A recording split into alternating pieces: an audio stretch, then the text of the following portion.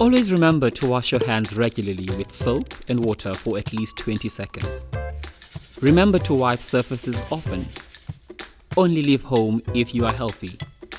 And wear a fabric mask in public covering your mouth and nose. Don't touch your eyes, mouth or nose with unwashed hands. And cough or sneeze into your elbow or use a tissue. Keep a distance of 1.5 meters between you and other people.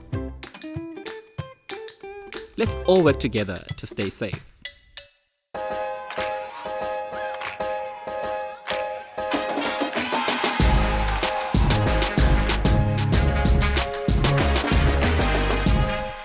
Ingoma kuwe Mthombo Wengoma iqanjwe nguNtuthuko Sibisi, ethunywa licandelo lezemfundo ephantsi apha eMzantsi Afrika.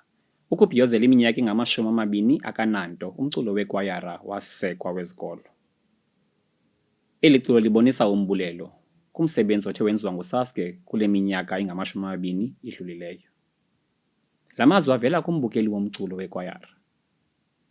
La magama abonisa umntu ongaphandle kule ndibano okanye kulo mnyhadala wekwayara osinika umfanekiso-ngqondweni ngoncuthu aluvayo oluvela kulo mculo wabafundi besikolo.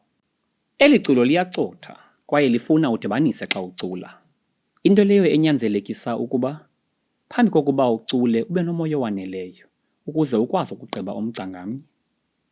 Amazwi acula apha kufuneka angakhabani ukuze umgca ophethe uncuthu lwengoma uvakale. Mhlawumbi uqaphele ngoku besicula ukubana besigcwele imvakalelo. Kubalulekile ukuba siyibone apha kuwe ebusweni imvakalelo yeli culo. Kwaye irubato ungayisebenzisa apho ubona kunyanzelekile. Irubato kukutshintsha kwexesha lengoma. Konwatyiwe kweli culo kodwa ifuna ukuculwa ngesidima, hayi ngamazwi angcangcazelayo. Umbhali akanikanga miqathango emininzi kweli culo.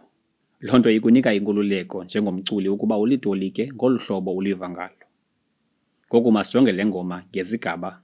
Isigaba sokuqala ngu-bar 1 ukuya ku-bar 18. Apha uncuthu lwengoma luculwa ngulaa mgca wokuqala nowesithathu, nangona amagama abo engafani. Ukusuka ku-bar 14 amagama ayafana kodwa isingqi sohlukile. Isigaba sesibini si-homophonic. Isigaba sesithathu ngu-bar 27 ukuya ku-bar 34.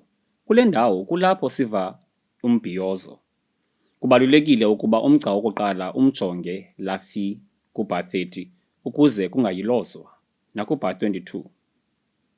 Okokugqibela, ku-bar 39 ukuya ku-50 abaculi bancede bangabi namincili kakhulu ngenxa yoncuthu lwengoma oluqhutywa ngulaa mgca wesithathu itinara.